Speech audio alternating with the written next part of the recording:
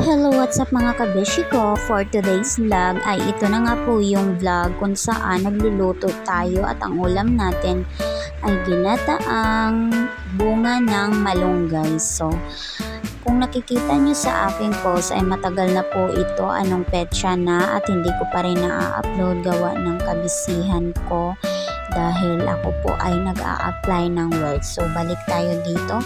Papakita ko po sa inyo. Ito po yung ang dami niya pong bunga kaya naman po hina-harvest na namin, and kahit na-harvest na ay madami pa rin pong natira. So sa mga may gusto po dyan at gusto po magluto ng bunga ng malunggay ay pwede po kayong pumunta dito sa Block 1 Manatag at manguha po dito ng bunga ng malunggay. So ayan na nga po yung nakuha ng aking mister na bunga ng malunggay, and ayan na nga po ay tinanggal ko na sa kanyang puno. O ayan, basta puno yan ang malunggay, pinaputol ko na din para naman tutubo na ulit yung mga dahon at tataba na ulit yung mga dahon ng malunggay. So ayan, tinanggal ko lang siya sa kanyang puno, and ang dami ko pala diyang ang dami pala namin diyang nakuha ng mga bunga na malunggay. So ayan na nga po, tumulong na din si Mahani My Love So Sweet. Siya po ang nagdadala ng mga puno ng malunggay na naputol doon po sa labas, at ako naman po ay patuloy na nagha-harvest at nagtatanggal ng mga bunga sa kanyang mga sanga at sa sanga ng malunggay, basta sa puno ng malunggay. Ayan.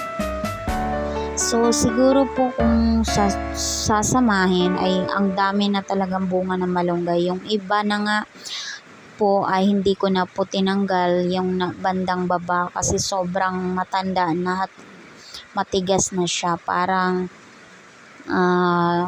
pwede na din siyang pitasin tapos yung ibibilad tapos itatanim ulit. So ayan na po, malapit na akong matapos na maguha ng bunga, and nalinis na din yung pinagkuhanan ko. So ayan na yung bunga ng malunggay, fresh na fresh po yan galing sa puno. Tingnan nyo naman po, parang hindi lang po nakuhanan or nakuhaan ang bunga, perti pagidaghanan nabilin sa punuan. So ayan na nga, after namin manguha, magputol ng malunggay, mamitas, ay nilinisan na din po ng aking Mr. Right.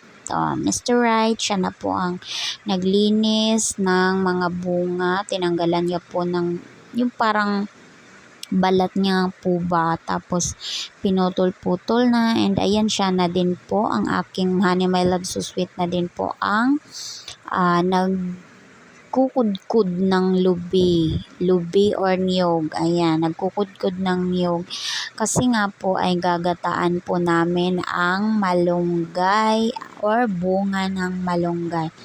So ayan, hindi po ako marunong magkudkod. O ayan na nga po, nagisa na kami ng mga sibuyas, luya, bawang, tapos nilagay na din namin yung ihahalo natin sa ginataang bunga ng malunggay na pritong isda. Tapos meron ding toyo or bulad na gihalo dyan. So ayan, nilagay na din natin para maisamang maigisa ang bunga ng malunggay na nalinis at nahugasan na natin. So ang dami pala naming nakuha na bunga ng malunggay, and halos tumatalsik na dyan sa kaldero, punong-puno po ng bunga ng malunggay, hindi pa po dyan kasama ang kalabasa. So ayan, ilagay na natin yung pangalawang gata. Yan po ang pangalawang gata. Yan po ang magluluto sa ating malunggay at sa ating kalabasa. At ayan na nga po, ay nilagay na ni Mr. Right ang mga kalabasa. Tingnan nyo naman po, punong-puno talaga yung isang kaldero ng gulay. So mabubusog tayo mamaya sa gulay. At ayan na nga po, nung naluto ng malunggay at kalabasa, yan na din yung kakang gata or yung unang gata at inilagay na din natin ang syempre dahon ng malunggay. Kahit may bunga ng malunggay na yan, lalagyan pa din natin ng dahon ng malunggay at halu-haluin lang at hintayin at halu-haluin hanggang sa mahalo ng mabuti. Ayan. So yan na nga po, tikman na natin yan kung masarap ba o hindi, charis. So ayan, kumulo na siya. Kaya tikman na natin and pagkatapos ay nung natikman ko ang sarap talaga. So, tara! Ayan na nga po at ready to eat na. Serve hot and thank you for watching.